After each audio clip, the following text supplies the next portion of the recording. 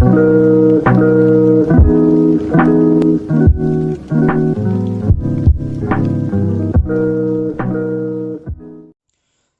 વિદ્યાર્થી મિત્રો, આજના વિડીયોની અંદર હવે આપણે આગળનો ટોપિક જોવાનો છે કે વિદ્યુત બળ પર માધ્યમની અસર, એટલે કે માધ્યમ બદલતા વિદ્યુત બળ ઉપર શું અસર થવાની છે એ આપણે આજે જોવાનું છે। આપણે આગળ કુલમના નિયમની અંદર જોયું છે કે જ્યારે પણ બે વિદ્યુત ભારો એકબીજાની વચ્ચે શૂન્યાવકાશની અંદર મૂકેલા હોય, એટલે કે શૂન્યાવકાશમાં ઉદ્ભવતું જે વિદ્યુત બળ છે, આ વિદ્યુત બળનું સૂત્ર આપણે મેળવેલું છે કે વિદ્યુત બળ F શૂન્યાવકાશ છે એટલું એને F0 વડે ઇન્ડિકેટ કરું છું કે F0 that is equals to છે કેની જગ્યાએ આપણે ક્યારેક શું લઈએ છીએ 1/4πε0।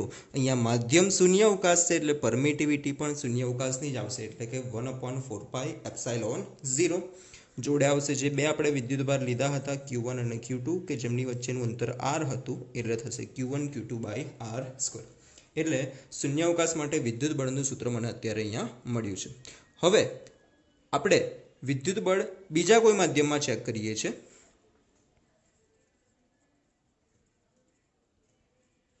શૂન્યાવકાશ સિવાય બીજા કોઈ માધ્યમ માટે ઉદ્ભવતું વિદ્યુત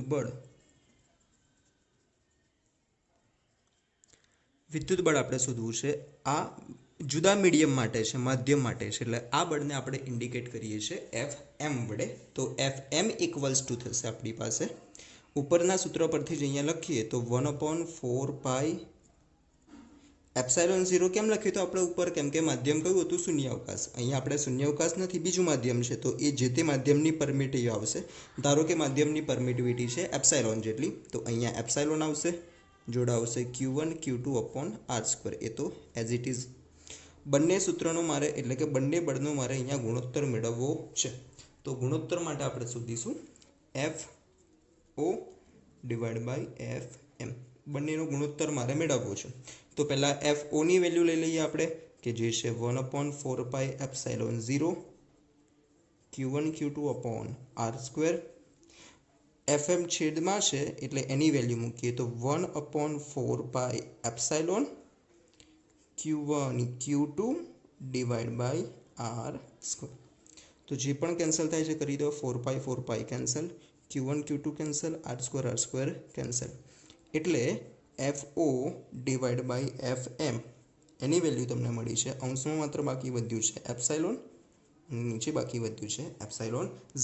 તો આ જે ક્વોન્ટિટી છે ε/ε0 એટલે કે જે તે માધ્યમની પરમિટિવિટી ભાગ્યા શૂન્યાવકાશની પરમિટિવિટી। તો જ્યારે કોઈ પણ માધ્યમની પરમિટિવિટીને આપણે શૂન્યાવકાશની માધ્યમની પરમિટિવિટી વડે ડિવાઈડ કરીએ છીએ તો એ તમને સાપેક્ષ પરમિટિવિટી આપે છે કે જેને આપણે ઇન્ડિકેટ કરીએ છીએ εr, સાપેક્ષ permeability that is equals to આ જે εr છે એને જ આપણે બીજું નામ આપીએ છીએ જે છે કે જેને આપણે ઓળખીએ છીએ માધ્યમનો ડાઇલેક્ટ્રિક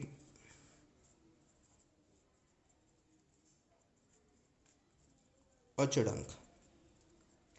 કે જ્યારે કે એટલે શું છે, ડાઇલેક્ટ્રિક અચળાંક, કે જે એક ગુણોત્તર છે, કોનો ગુણોત્તર છે, જ્યારે કોઈ પણ માધ્યમની પરમિટિવિટીને આપણે શૂન્યાવકાશની પરમિટિવિટી વડે ડિવાઈડ કરીએ છીએ તો આ ગુણોત્તર મળશે, એને આપણે કહીએ છીએ સાપેક્ષ પરમિટિવિટી, અથવા તો બીજું નામ છે એનું ડાઇલેક્ટ્રિક અચળાંક કે। તો આના પરથી સૂત્ર મેળવશે આપણે F0/Fm દેટ ઇઝ આપણને વેલ્યુ ઇક્વલ ટુ મળી છે કે। તો આના પરથી Fm ને ઉપર લઈ જઈએ કે નીચે આવશે તો Fm બરાબર થશે F0/K। આ સૂત્ર આપણને મળ્યું છે એનો મતલબ શું થયો કે Fm જે તે માધ્યમમાં બળ કેટલું મળ્યું છે, શૂન્યાવકાશમાં જેટલું બળ હતું એના કરતાં કેટલા ભાગનું છે, કેમાં ભાગનું છે। એક ઉદાહરણ આપણે લઈએ। માની લો કે મારી પાસે બે વિદ્યુત ભારો છે કે બંનેને જ્યારે શૂન્યાવકાશમાં રાખું છું તો બંને વચ્ચે લાગતું બળ ધારો કે કેટલા ન્યૂટન છે, 100 ન્યૂટન જેટલું છે। હવે આ જ બે વિદ્યુત ભારોને આપણે શૂન્યાવકાશની જગ્યાએ એવા માધ્યમમાં મૂકીએ છીએ કે જેમના માટે ડાઇલેક્ટ્રિક અચળાંક કેની વેલ્યુ કેટલી છે, સપોઝ 5 છે। તો આ K = 5 વાળા માધ્યમમાં લાગતું જે બળ છે એફ એમ એ કેટલું છે? સૂત્ર આપણે મેળવ્યું છે કે શૂન્યાવકાશમાં જેટલું બળ લાગે છે એના કરતાં કેમાં ભાગનું. શૂન્યાવકાશમાં લાગતું હતું 100 ન્યૂટન, કેની વેલ્યુ છે અહીંયા 5, તો આપેલા માધ્યમમાં એના પર હવે કેટલું બળ લાગવાનું છે? 20 ન્યૂટનનું બળ લાગવાનું છે. આમ આપેલા માધ્યમ પર ડિપેન્ડ કરે છે કે બે વિદ્યુતભાર વચ્ચે કેટલું બળ લાગશે. હવે આગળની ચર્ચા કરીએ એ પહેલાં એક અગત્યની વસ્તુ જોઈ લઈએ. ધારો કે આપણી પાસે કોઈ એક વિદ્યુત ભારિત ગોળો છે. શું છે? એક વિદ્યુત ભારિત ગોળો છે. માની લઉં છું કે આ ગોળા ઉપર રહેલો વિદ્યુત ભાર હતો કેપિટલ ક્યુ જેટલો. બીજો એક મારી પાસે વિદ્યુત ભારિત ગોળો છે. બંને ધાતુના સુવાહક ગોળાઓ છે. આ ગોળા ઉપર માની લઉં છું કે મારી પાસે વિદ્યુત ભાર હતો 3Q જેટલો. કેટલો છે? પહેલા ગોળા ઉપર છે વિદ્યુત ભાર Q, બીજા ઉપર છે 3Q જેટલો. હવે જો આપણે આ બંને ગોળાને એકબીજા સાથે સંપર્ક કરાવીએ, સંપર્ક કરવા માટે કાં તો બંનેને ડાયરેક્ટ જોડી દો અથવા તો બંને વચ્ચે એક સુવાહક તાર વડે તમે જોડશો. જ્યારે પણ આ રીતે આપણે જોડીએ છીએ તો બંને પરના વિદ્યુત ભારનો હંમેશા સરવાળો થશે. એટલે આની પાસે હતો વિદ્યુત ભાર Q અને આની પાસે હતો વિદ્યુત ભાર 3Q, તો બંને થઈને ટોટલ કેટલો થઈ ગયો છે? 4Q જેટલો વિદ્યુત ભાર છે. અહીંયા યાદ રાખજો, ગોળો બંને જે ગોળાઓ છે, ગોળો A અને ગોળો B, બંનેની સાઇઝ કેવી છે? એક સરખી. બંને એક સરખી ધાતુના જ બનેલા છે. તો આવા જે બે આઇડેન્ટિકલ સ્ફિયર હોય, બે ગોળા હોય, તો બંનેને જ્યારે આપણે કનેક્ટ કરીએ છીએ તો બંનેના વિદ્યુતભારનો સરવાળો થશે. અને કનેક્ટ કર્યા પછી જ્યારે તમે એને છૂટા પાડો છો તો છૂટા પાડતા વિદ્યુતભાર જે બંનેનો સરવાળો થયેલો હતો એના બે સરખા ભાગ થશે. એટલે કે સંપર્ક કરાવીને છૂટા પાડ્યા બાદ ગોળા A અને ગોળા B બંને ઉપરનો હવે નવો વિદ્યુતભાર હશે.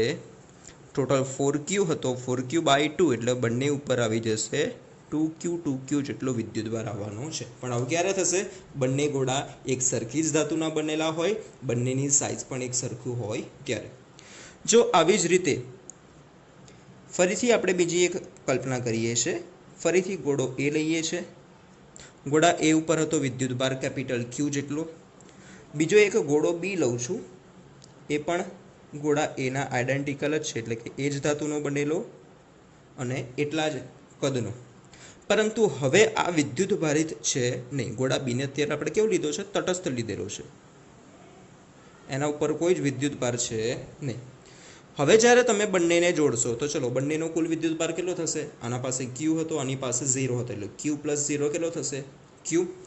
ગોળાને સંપર્ક કરાવીને જ્યારે તમે એને છૂટા પાડશો તો હવે બંને ગોળા A અને B ઉપર વિદ્યુત ભાર જે સરવાળો થયેલો હતો એ બંનેને એક સરખા ભાગે વહેંચાશે. તો ગોળા A અને B ઉપર હવે કેટલો વિદ્યુત ભાર વહેંચાશે? Q + 0 એટલે ટોટલ Q હતો. Qના બે સરખા ભાગ પાડો તો આના ઉપર પણ વિદ્યુત ભાર આવશે Q/2, આના ઉપર પણ વિદ્યુત ભાર આવશે Q/2. તો આમ જ્યારે પણ બે એક સરખા ગોળાના કિસ્સા હોય તો આ પ્રમાણેની પ્રક્રિયા આપણે એના ઉપર કરીશું. તો ગોળાને સંપર્કવાળી જે આપણે પ્રક્રિયા જોઈ એના પરથી હવે આપણે આગળનો ઉદાહરણ નંબર 1.5 જોઈએ છે. સંખ્યા તમારી પાસે છે જ, એ સંખ્યાની અંદર સહેજ ધ્યાન રાખો. સંખ્યામાં કંઈક આપણને આ પ્રમાણે કીધેલું છે કે ધાતુના વિદ્યુત ભારિત ગોળા A ને નાયલોનની દોરી વડે લટકાવેલ છે. એટલે આપણી પાસે એક ધાતુનો ગોળો છે કે જેને આપણે શેના વડે લટકાવેલો છે? એક નાયલોનની દોરી વડે. તો આપણે આકૃતિ દોરતા રહીએ. આપણી પાસે એક આ નાયલોનની દોરી વડે એક ગોળાને આપણે લટકાવેલો છે. ગોળાનું નામ તમને આપેલું છે A. આકૃતિમાં દર્શાવ્યા મુજબ તમને સંખ્યા ચોપડીની અંદર આકૃતિ આપેલી છે એ આકૃતિ મુજબ એક અવાહક હાથ એટલે કે હેન્ડલ વડે પકડેલ બીજો એક વિદ્યુત ભારિત ગોળો B ગોળા A ની નજીક એવી રીતે લાવવામાં આવે છે કે તેમના કેન્દ્રો વચ્ચેનું અંતર 10 સેન્ટીમીટર હોય. તો આપણે બીજો એક ગોળો લાવીએ છીએ, ગોળો B. આ બીજો ગોળો છે B કે જેને આપણે અવાહક હેન્ડલ વડે પકડીને રાખેલો છે. એવી રીતે મૂક્યો છે કે જેથી ગોળા A અને ગોળા B બંનેના કેન્દ્ર વચ્ચેનું જે અંતર છે R એ તમને આપેલું છે 10 સેન્ટીમીટર. તો ગોળા A અને B વચ્ચેનું અંતર આપણી પાસે છે. બંને પર વિદ્યુતભાર કેટલો છે મને સહેજ પણ આપ્યો નથી.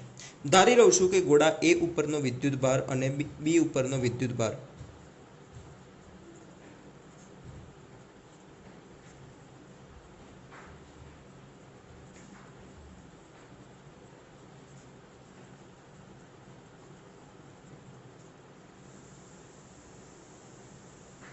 અનુક્રમે ક્યુ અને ક્યુ ડેશ જેટલો છે. એટલે કે ગોળા એ ઉપર કેટલો વિદ્યુતભાર આપણે લીધો છે ક્યુ જેટલો, અને ગોળા બી ઉપર આપણે કેટલો વિદ્યુતભાર લીધો છે ક્યુ ડેશ જેટલો વિદ્યુતભાર લીધેલો છે. આગળ સંખ્યા જોઈએ.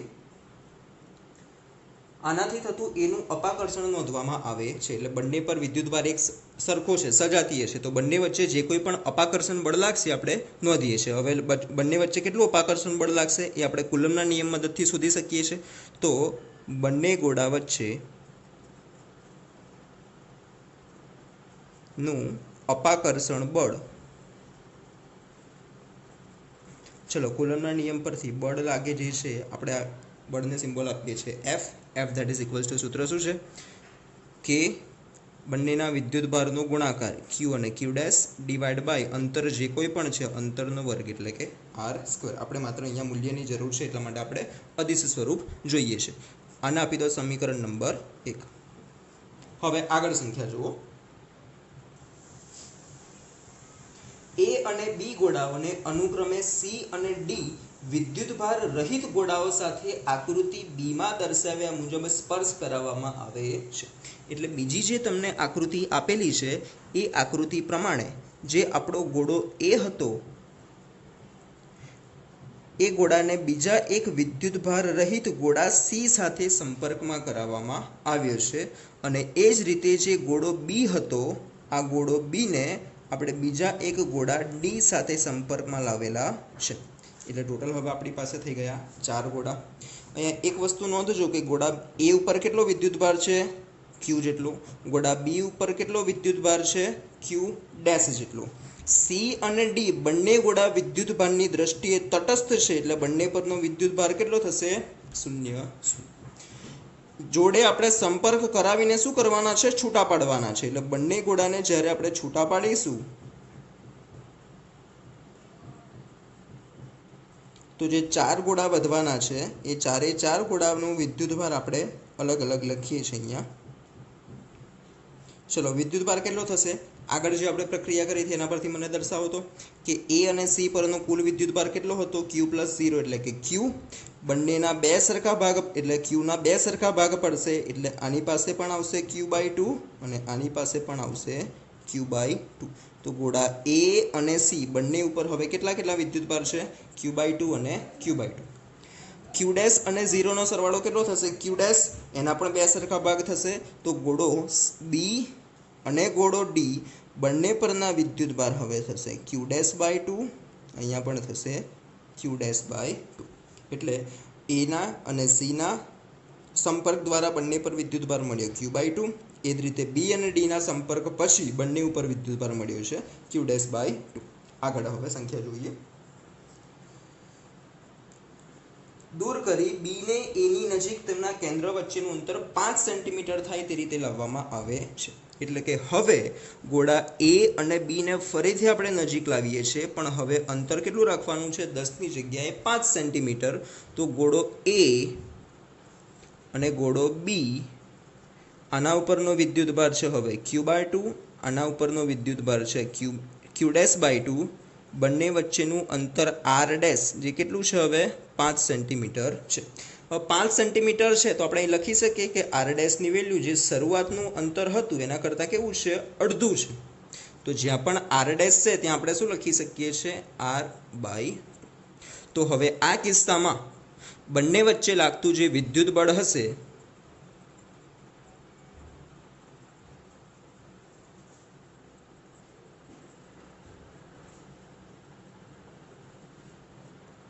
વિદ્યુત બળ ફરીથી આપણે કુલમના નિયમનો ઉપયોગ કરીએ તો કુલમના નિયમ દ્વારા નવું બળ F' બરાબર કે ગોળા એ ઉપરનો વિદ્યુતભાર છે Q/2, બીજા ઉપરનો વિદ્યુતભાર છે Q'/2 અને અંતર કેટલું છે આર ડેશ છે આર ડેશનો એકચ્યુઅલી સ્ક્વેર આવવાનો છે બટ એને આપણે કંઈક આ રીતે લખી શકીએ કે ક્યુ ઇન્ટુ ક્યુ ડેશ 2 ઇન્ટુ 2 કેટલા થવાના છે 4 એટલે નીચે 4 મેં ડિવાઈડ કરી દીધા છે આર ડેશની જગ્યાએ છે આર બાય 2 તો એનો સ્ક્વેર શું થશે આર સ્ક્વેર બાય 4 એ 4 ક્યાં જશે અંશમાં તો આ અંશ અને છેદમાંથી 4 4 કેન્સલ દેટ મીન્સ કે હવે બાકી શું વધ્યું કે Q dash upon R square અને સમીકરણ 1 ઉપર જુઓ તો કે Q dash upon R square બરાબર શું છે જે પ્રારંભમાં બળ હતું એફ એટલું જ બળ તમને અંતમાં પણ મળેલું છે તો આમ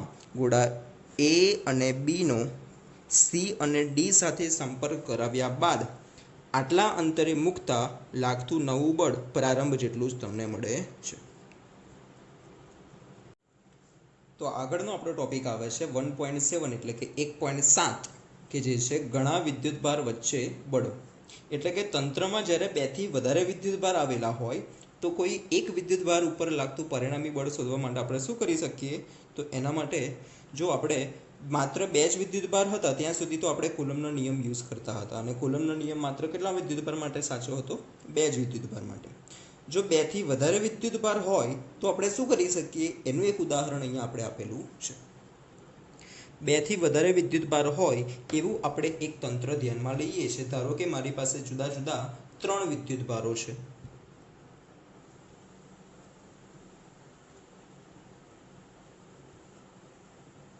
માની લઉં છું કે આ જે વિદ્યુતભાર છે એ છે Q1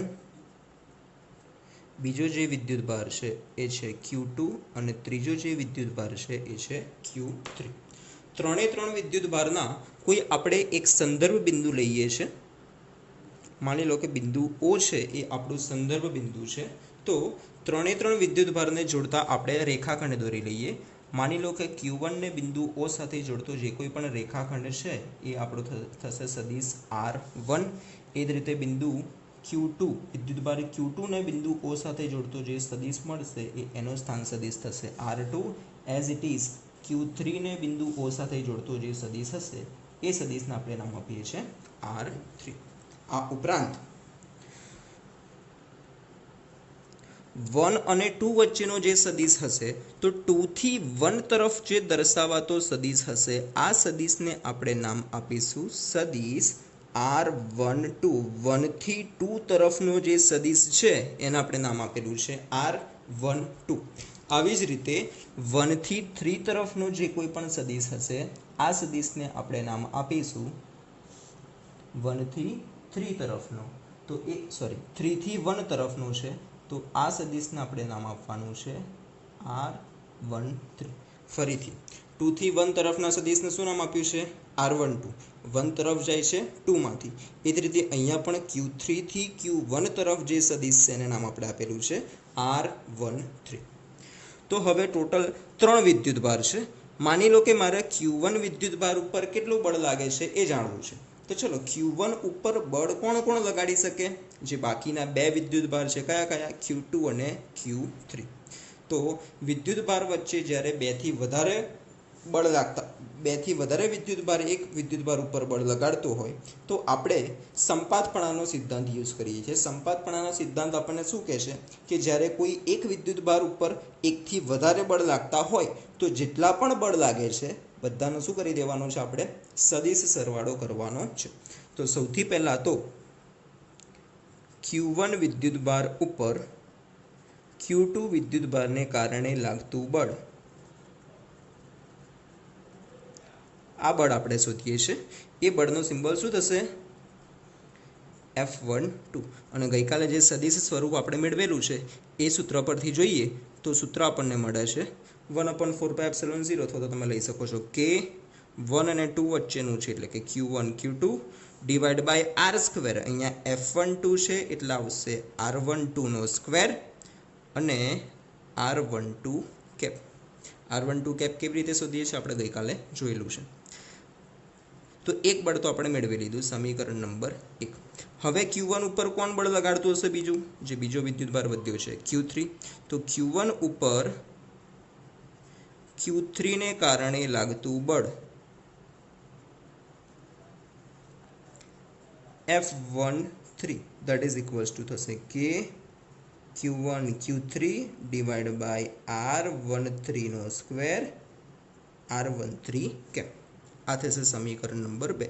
બંને બળનું આપણે મૂલ્ય તો મેળવી લીધું છે, બટ દિશા કઈ તરફ હશે? ત્રણે ત્રણ વિદ્યુતભાર સજાતીય છે, એટલે 1 અને 2 વચ્ચે પણ શું થવાનું છે? અપાકર્ષણ. એટલે 2 Q2 વિદ્યુતભાર Q1 ને કઈ તરફ બળ લગાડશે? પોતાનાથી દૂરની તરફ લઈ જવાનું છે. દેટ મીન્સ કે બળ કંઈક આ દિશામાં લાગશે. તો આ બળની દિશા થઈ F12 ની. આવી જ રીતે Q3 પણ Q1 ને કઈ તરફ લગાડશે? પોતાનાથી દૂરની તરફ લઈ જવાનું છે. તો એ દિશા કંઈક આ પ્રમાણે તમને મળશે.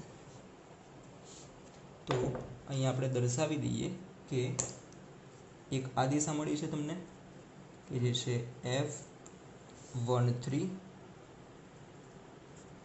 અને બીજી એક દિશા આ મળી છે કે જે છે F12. તો બંને બળનું મૂલ્ય પણ મળી ગયું અને બંને બળની આપણે દિશા પણ મેળવેલી છે. તો બંનેને કારણે પરિણામી બળ મેળવવું હોય તો બંનેનો આપણે સદિશ સરવાળો કરવાનો. માટે Q1 ઉપર લાગતું પરિણામી બળ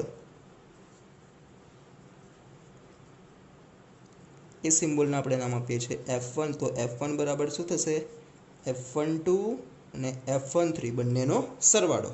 તો ચલો F12 અને F13ની કિંમત મૂકીએ કે Q1 Q2 અપોન R12 નો square into R12 cap, plus બીજું જે છે કે Q1 Q3 divide by R13 નો સ્ક્વેર ઇન્ટુ R13 કેપ.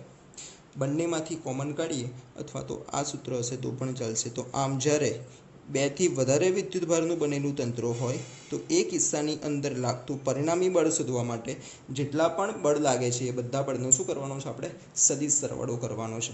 આના પરથી હજુ પણ આ તો માત્ર મૂલ્ય જ મળ્યું છે. દિશા કઈ તરફ હશે?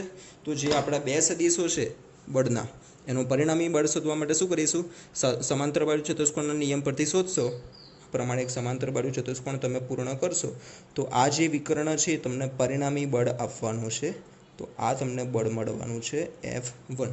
તો આ જે ત્રીજો આપણો જે સદિશ છે એ તમને પરિણામી બળ F1ની દિશા આપશે અને એનું મૂલ્ય તમે આ સૂત્ર પરથી મેળવી શકો છો. તો આ તો વાત થઈ છે માત્ર 3 વિદ્યુતભારના બનેલું તંત્ર. પરંતુ જો આપેલું તંત્ર 2 થી વધારે વિદ્યુતભારનું બનેલું હોય, માની લઉં છું કે આપણી પાસે કોઈ એક એવું તંત્ર છે કે જે n વિદ્યુતભારનું બનેલું છે.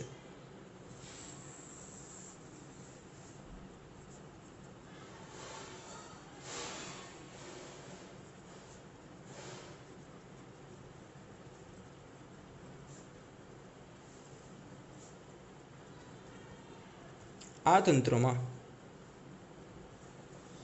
Q1 વિદ્યુતભાર ઉપર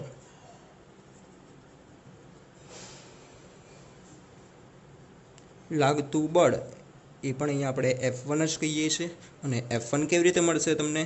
તો F12 2 દ્વારા 1 ઉપર લાગતું બળ, પછી 3 દ્વારા 1 લાગતું બળ. એ જ રીતે આવા જેટલા પણ વિદ્યુતભારિત કણ છે, આવા n બળ જેટલા પણ બળ હશે એ બધાના આપણે શું કરવાનું છે? સરવાળો કરવાનો છે. વેલ્યુ અહીંયા બધાની મૂકીએ. ચલો F12ની વેલ્યુ શું મળશે આપણને? કે Q1 Q2 divide by R12 નો સ્ક્વેર, જોડે આવશે R12 કેપ, પ્લસ બીજા માટે આવશે F Q1 Q3 divide by R13 નો square into R13 cap, plus up to plus એનમાં કણ માટે લાગતું બળ Q1 Qn divided by R1n નો સ્ક્વેર ઇન્ટુ R1n કેપ. બધામાંથી કોમન શું નીકળશે? પહેલાં તો કે Q1, તો અંદર શું વધ્યું છે? Q2 બ્રેકેટમાં R12 નો square into R12 cap, plus Q3 divided by R13 નો square into R13 cap, plus up to plus Qn divided by R1n નો સ્ક્વેર ઇન્ટુ R1n કેપ. એટલે અંશમાં 2 થી n સુધીનો સરવાળો છે. આ સરવાળાને તમે 10મા ધોરણમાં જેમ લખતા હતા એમ સિગ્મા સ્વરૂપે લખી શકો છો કે અહીંયા 2 થી લઈને n સુધીનો સરવાળો છે. એટલે સિગ્મા i ઇક્વલ્સ ટુ 1 ની જગ્યાએ ક્યાંથી સ્ટાર્ટ થાય છે 2. આ ખાસ ધ્યાન રાખજો. એટલે sigma i equals to 2 to n. અંશમાં છે વિદ્યુતભાર એટલે કે qi, છેદમાં છે r, બધામાં 1 1 1 એક કોમન છે અને બાજુમાં આવે છે i એટલે કે r1i નો સ્ક્વેર અને જોડે આવે છે r, બધામાં છે પહેલાં 1, જોડે આવે છે i. તો જ્યારે n વિદ્યુતભારનું બનેલું તંત્ર હોય તો એ તંત્રની અંદર લાગતું કુલ બળ આપણે દરેક સ્વતંત્ર બળના સદિશ સરવાળા પરથી મેળવી શકીએ છીએ. તો આને આપણે બીજું નામ આપીએ છીએ સંપાતપણાનો સિદ્ધાંત, કે જ્યારે આપેલા તંત્રમાં 2 થી વધારે વિદ્યુતભાર આવેલા હોય તો આ 2 થી વધારે વિદ્યુતભાર માટે લાગતું કોઈ એક બિંદુવત વિદ્યુતભાર ઉપર લાગતું બળ શોધવા માટે આપણે આ પ્રોસેસ કરીશું.